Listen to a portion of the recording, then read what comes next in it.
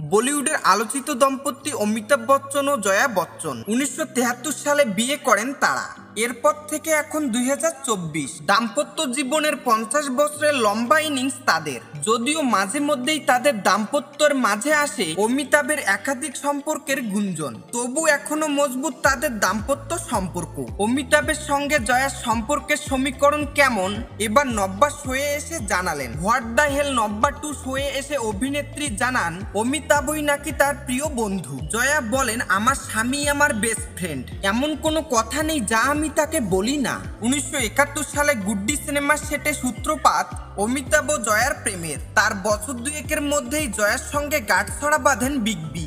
অভিমান, শোলে, সিলসিলা, কাভি খুশি কাভি গামের মতো ছবিতেও জুটি বেঁধে কাজ করেছেন অমিতাভ ও জয়া। এক পর্বে এসে শ্বেতা বচ্চন আপত্তি জানান মা ও মেয়ের বন্ধুত্ব নিয়ে। তিনি বলেন, আমি জানি না কেন সবাই বলেন আমার মেয়েই আমার বন্ধু বা আমার ছেলেই আমার সেরা বন্ধু।